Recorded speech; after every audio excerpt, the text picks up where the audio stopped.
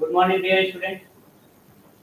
जैसा कि आप एमएमडब्ल्यू को जानते हैं कि हम लोग 2009 से SSC CGL, SSC CHSL, banking, one day exam, CDS जैसे एग्जाम की तैयारी करवाते हैं और 6500 से ज़्यादा विद्यार्थियों का अभी तक सिलेक्शन हो चुका है, जिसमें से एसएससी, बैंक, रेलवे या अन्य जितने भी वनडे एग्जाम होते हैं सभी में हमारे यहाँ से विद्यार्थियों का सिलेक्शन हुआ है।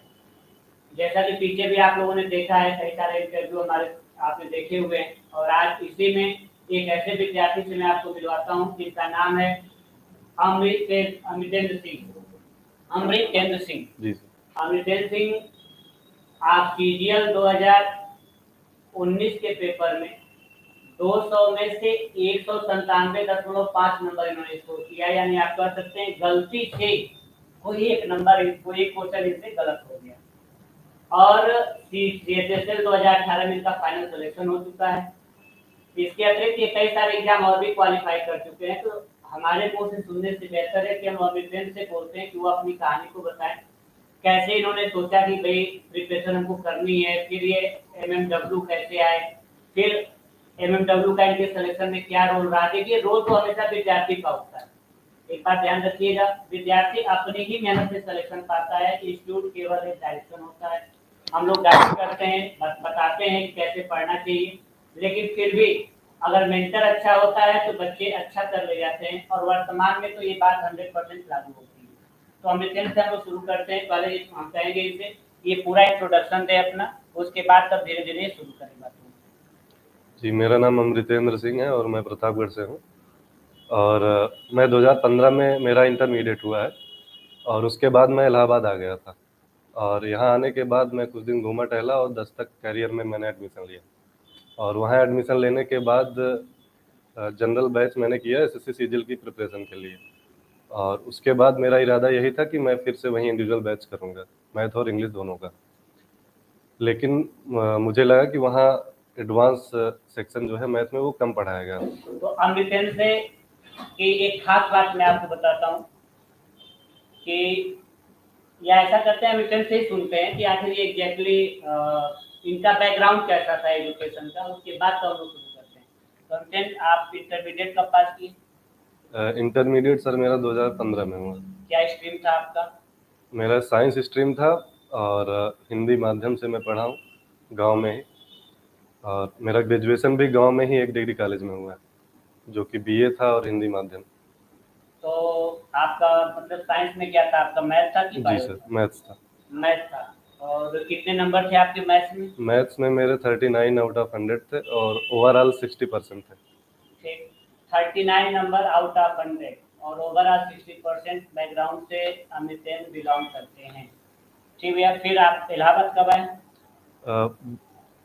इंटर का रिजल्ट मेरा 2015 में आया था और उसके बाद ही मैं इलाहाबाद आ गया था 2-3 महीने बाद रिजल्ट डिक्लेयर के।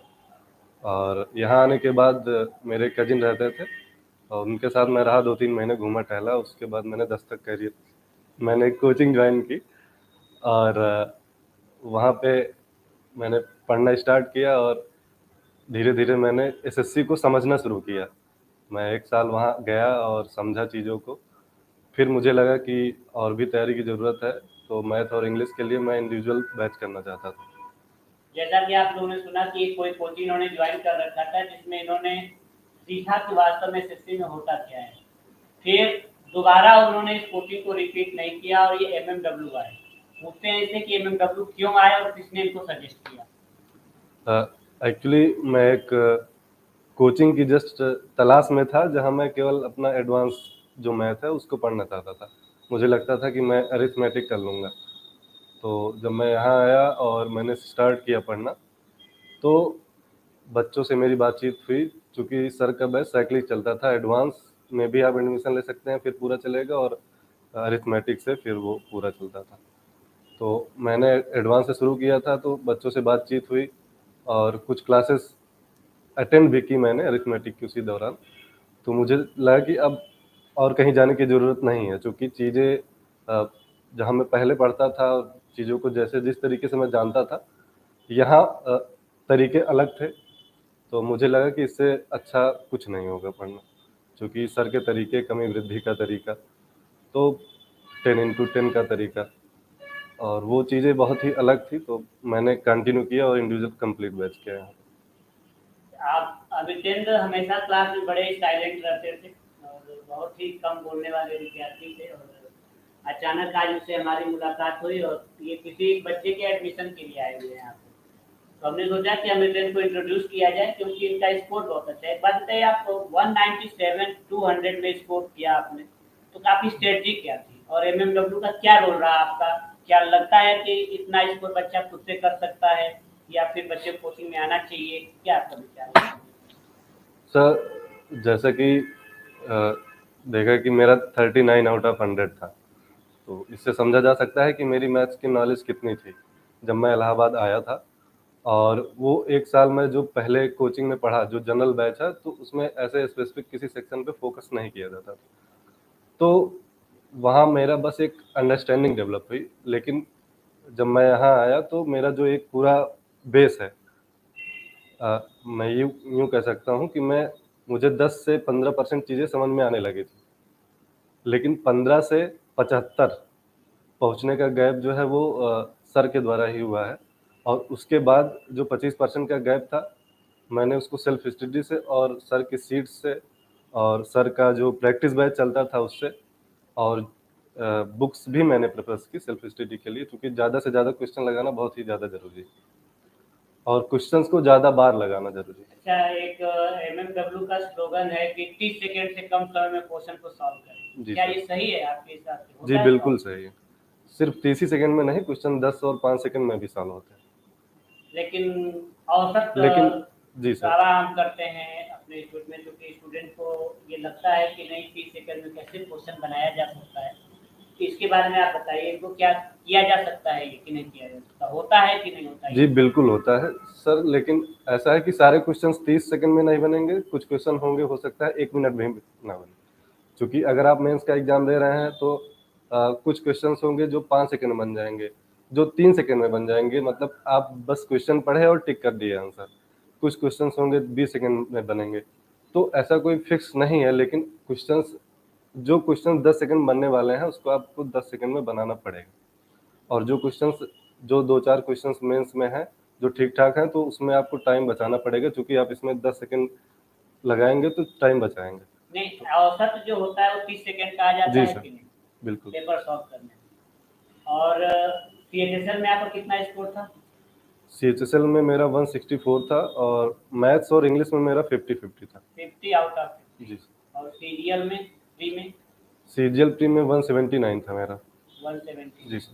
और पूरा स्कोर कितना है आपका सीरियल में? सीजीएल में मेरा टोटल स्कोर है 659 आउट ऑफ 700।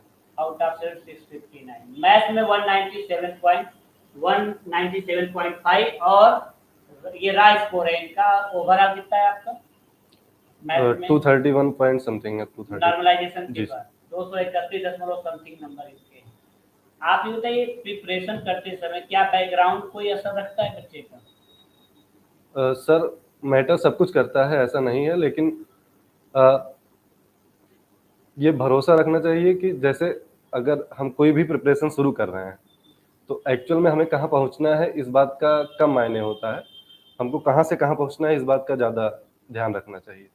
तो हम अपना आंकड़ा लगा सकते हैं कि अगर कोई बच्चा जैसे मैं हूँ और मैं सोचूं कि जब मैं आया था कि मैं 1.5 साल पढ़ूंगा और मैं सीजीएल में इतना नंबर ले आऊँगा, तो वो एक मूर्खता है ऐसा सोचना। अगर कोई बच्चा शुरू से ही एक अच्छे स्कूल में पढ़ा है और उसका सब कुछ अच्छा है, इंग्लिश मीडियम से है तो इंग्लिश अच्छी है और मैथ्स में उसके अच्छे नंबर आते थे, और वो ऐसा करता है तो ठीक है, उसको यहाँ से यहाँ पहुँचना है और हमको यहाँ से यहाँ पहुँचना है। तो सही स्ट्रेटजी बहुत ज़रूरी है कि हम कहाँ हैं, गैप एनालिसिस बहुत ज़रूरी है। हम कहाँ हैं और वहाँ पहुँचने के लिए कितना समय, क्या स्ट्रेटजी, कितना एफर्ट लगेगा, बाकी और कुछ मैटर नहीं करता। अच्छा, और इंग्लिश में कितने नंबर है आपके? इंग्लिश में 190 है। 190। जी और सीजीएल स्टेशन में आपकी ज्वाइनिंग भी आने वाली है? जी सर। कब कब तक संभावना है? संभावना सर विदिन 1 मंथ। अच्छा, एक बात बताइए, क्या इस मैथ बैकग्राउंड का होने से कोई सीजीएल में फायदा मिलता है? जहाँ तक मेरा मानना है सर, फ़ायदा मैथ बैकग्राउंड ग्रेजुएशन में या इंटरमीडिएट? इंटर में मैथ बैकग्राउंड होने से कोई फायदा मिलता है? थोड़ा बहुत स्टार्टिंग में फ़ायदा मिल सकता है, जाहिर सी बात है मिलेगा, लेकिन जो इसका पैटर्न है, अगर कोई बच्चा तैयारी करना चाहता है और मैथ अच्छी करना चाहता है तो उसको एक थोड़ा सा एक्स्ट्रा एफर्ट डालना पड़ेगा। और इसमें ऐसे क्वेश्चंस नहीं आते कि आप अगर मैथ बैकग्राउंड से नहीं है तो आप नहीं कर पाएंगे। अच्छा, यानी ओवरऑल देखा जाए तो मैथ बैकग्राउंड का कोई विशेष असर नहीं, जी ये कोई भी लड़का कर सकता है। जी। अच्छा, कितने दिन तक आपने एमएमडब्ल्यू में प्रिपरेशन किया था? 6 से 7 महीने बैच चली थी, उसके बाद मैं आता रहता था। मुझे लगता है 3 महीने और। प्रैक्टिस बैच, जी सीबीसी, जी। सीरियल बिफोर सीरियल के नाम से एक बैच चलाते हैं हम लोग, जिसमें प्रैक्टिस होती है। उसमें से अमितेंद्र आते रहते थे और इन्होंने मतलब उससे इनको काफ़ी फायदा मिला, जैसा कि ये बता रहे हैं। अभी वर्तमान में जो एसएससी का हालात चल रहा है, जो क्वेश्चन आ रहे हैं, इस पे आपका क्या विचार है? तैयारी कैसे करनी चाहिए स्टूडेंट को? जहाँ तक मेरा विचार है कि 2018 के पहले का पैटर्न और 2018 के बाद में ड्रेस्टिक चेंज है, और इसके लिए एक नए तरीके से तैयारी करने की ज़रूरत है। चूँकि पहले जो बुक्स प्रेफर करते थे पहले के एग्ज़ाम में, वो दूसरी होती थी, और अब के क्वेश्चंस के पैटर्न तो टोटली दूसरे तरीके से हैं। अब कैलकुलेशन ज़्यादा आ रहा है, और इसलिए 2018 के बाद के क्वेश्चंस ही करने ज़रूरी है मेरे हिसाब से, अगर हम मैथ्स की बात करें तो। मेरा मानना ये है कि एप्टीट्यूड टेस्ट में बच्चों को तब तक इंस्टीट्यूट से जुड़े रहना चाहिए जब तक कि उनका फाइनल सिलेक्शन ना हो जाए। देखते हैं इस पे अमितेंद्र का क्या विचार है, इनका क्या विचार है, आप क्या सोचते हैं, ऐसा होना चाहिए? ये sir person to person depend करता है मेरे हिसाब से। अगर आपको लगता है कि आप सेल्फ स्टडी कर सकते हैं और आपकी निरंतरता बनी रहती है, तो बेहतर होगा कि आप रूम पे पढ़ाई करें एक कंप्लीट बैच करने के बाद, अगर आपकी इच्छा है।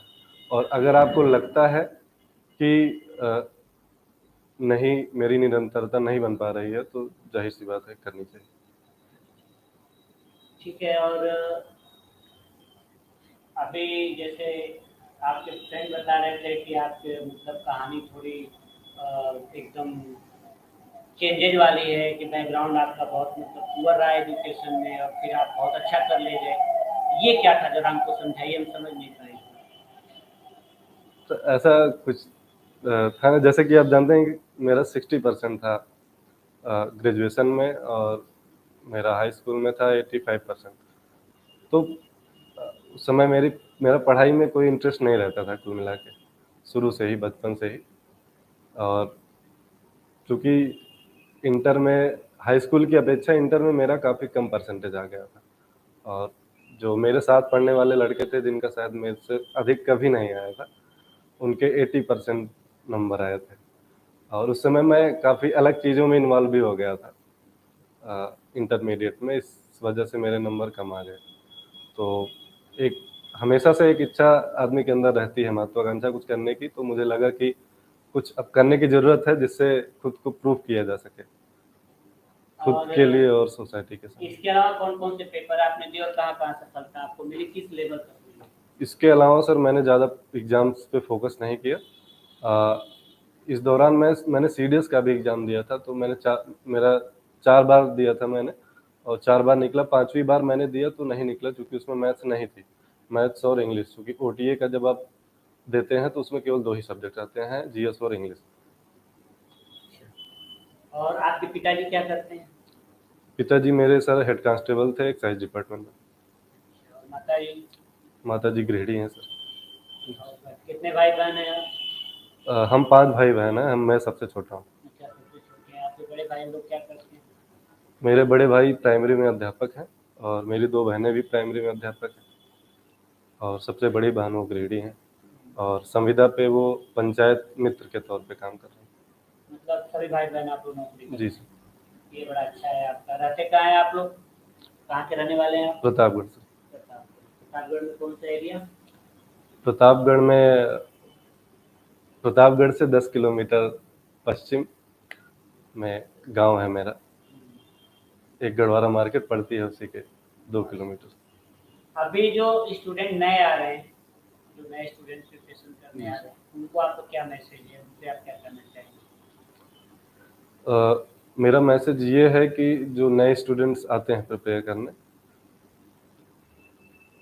उनको सलाह बहुत ही अपने कान और दिमाग खोल के लेने चाहिए और जल्दी नेगेटिव परसेप्शन नहीं बनाना चाहिए, क्योंकि नेगेटिव परसेप्शन बहुत ही तेज़ी से फैलता है सोसाइटी में, या फिर जो प्रिपरेशन करने वालों का एक समूह है इलाहाबाद में या कहीं भी। तो और दूसरा मेरा क्या रूल रहा है कि जैसे कि कोई भी चीज़ हार्ड और फास्ट रूल नहीं है। जैसे अगर आपकी पढ़ाई घर पे हो जा रही है तो घर पे करिए, और अगर आपको 10 कोचिंग करने की आवश्यकता है सिलेक्शन लेने के लिए तो आप 10 कोचिंग करिए। मेन टारगेट है सिलेक्शन लेना। होता क्या है कि बच्चा किसी से पूछता है, किसी सीनियर से या फिर जिसका सिलेक्शन हो चुका है, तो वो कहते हैं कि हाँ मैंने ये किया था, मैंने कोचिंग नहीं की थी इसकी। तो अब वो कोचिंग उसको उसके दिमाग में बैठ जाता है कि इसने कोचिंग नहीं किया था, अब तो हमको नहीं करना है। लेकिन ये बहुत ही अजीब चीज़ है मेरे हिसाब से। मतलब टारगेट फिक्स करना चाहिए और उस हिसाब से जो भी चीज़ें आपके अकॉर्डिंग आपको लगता है एफर्ट देनी चाहिए, अपने ड्रॉबैक के हिसाब से, अपने गैप एनालिसिस के हिसाब से बच्चे को प्रिपरेशन करनी चाहिए, ना कि लोगों के देख के। ये बहुत बड़ी चीज़ है जो इम्प्लीमेंट एमएमडब्ल्यू का आपके सिलेक्शन में क्या रोल है? जैसा कि हम जानते हैं कि 200 नंबर मेंस में और 50 नंबर प्री में मैथ्स का आता है, टोटल 250 नंबर, और 25 से 75% 15 से 75 पहुंचने का मेरा जो रोल रहा है वो एमएमडब्ल्यू का रहा है। तो जाहिर सी बात है एक बहुत बड़ा रोल और एक आधार मिला। ऑफलाइन कोचिंग में क्या होता है कि एक जुड़ाव होता है बच्चे का, और एक सबसे बड़ी चीज़ जो है वो कॉम्पिटिटिव एनवायरनमेंट मिलता है जहाँ बच्चा एक्सेल कर पाता है। और जैसे आप अगर इलाहाबाद में है, जैसे दिल्ली की बात करें तो वहाँ बहुत सारे क्रीमी बच्चे होते हैं, या जो ऑनलाइन प्लेटफॉर्म से इंटरव्यू देते मिलेंगे, या जो भी हैं, तो उनका कोई 7 महीने करके क्वालिफाई कर ले रहा है तो कोई करके। लेकिन जब आप इलाहाबाद जैसे शहरों में जब आप कोचिंग करते हैं ऑफलाइन, तो आपको बहुत नीचे से ऊपर के बच्चे मिलते हैं। तो ये एक बड़ा फ़ायदा है जहाँ आपको वेरियस लेवल पे कंपटीशन देखने को मिलता है, और आप अपने आप को जज कर पाते हैं कि हम कितने समय में सिलेक्शन ले पाएंगे अगर हम सही एफर्ट डालें। आपको उन लोगों को भी देखने को मौका मिलता है कि जो लोग नहीं कर रहे हैं काम, इसलिए नहीं हो रहा, और जो लोग सिलेक्शन ले रहे हैं तो आप वो भी देख पाते हैं कि क्यों उनको सिलेक्शन। अच्छा, एक क्वेश्चन और मेरे दिमाग में चलता है जनरली कि जैसे लड़का एकदम बिल्कुल फ्रेशर है और अभी अभी प्रिपरेशन शुरू कर रहा है, तो उसको ऑनलाइन क्लासेस करनी चाहिए कि ऑफलाइन क्लासेस? एकदम फ्रैंक आंसर चाहिए अब, क्योंकि हम लोग वीडियो ये जो बना रहे हैं, आपका इंटरव्यू हो रहा है, इसका मोटिव है आने वाले बच्चे को प्रिपरेशन में कितनी हेल्प आप कर सकते हैं। किसी से इन्फ्लुएंस होने की जरूरत नहीं है आपको, जो आपका परसेप्शन हो उसको आप बताइए कि क्या एग्जैक्टली होना चाहिए। जी सर, मुझे लगता है कि जो ऑनलाइन कोचिंग है वो कंटेंट शेयर करती हैं। तो जैसे एसएससी में 8000 वैकेंसीज हैं सपोज, तो उसमें से जो ऊपर के 2000 बच्चे हैं जो हमेशा से पढ़ने वाले बच्चे रहे हैं, कह सकते हैं, जिनका मैथ्स बैकग्राउंड रहा है। स्पेशली अगर हम मैथ्स की बात करें, चूँकि ऑफलाइन और ऑनलाइन का डिफरेंस मैथ्स में ज़्यादा क्रिएट होता है मेरे हिसाब से। तो जो 2000 बच्चे ऊपर के हैं वो हो सकता है ऑनलाइन करके कल ले जाएं, लेकिन बाकी के जो 6000 बच्चे हैं उनके लिए वो कॉम्पिटिटिव एनवायरनमेंट बहुत ज़्यादा ज़रूरी है मेरे हिसाब से, अगर उनको सिलेक्शन पाना है। क्योंकि मैथ्स प्लस स्पीड, ये 2 चीज़ें हैं जो आपको सिलेक्शन दिलाती हैं मैथ्स में, इसमें। और हो सकता है आपको मैथ्स आ जाए, लेकिन मैथ्स प्लस स्पीड के लिए जो बाकी बच्चे हैं जिनको लगता है कि ऑनलाइन से सिर्फ कंटेंट शेयर होगा, वो आपका जो स्टेमिना है वो नहीं डेवलप हो पाएगा, मुझे लगता है। तो फाइनल आप क्या करना चाहेंगे, ऑनलाइन या ऑफलाइन, अगर एक बोलना हो? सर एक मैं नहीं बोल पाऊंगा, एक्चुअली ये लोकेशन, ये बहुत सारी फैक्टर्स पे डिपेंड करेगा। नहीं, जैसे अगर हम एमएमडब्ल्यू और ऑनलाइन की बात कर रहे हैं, फिर आप क्या बोलेंगे?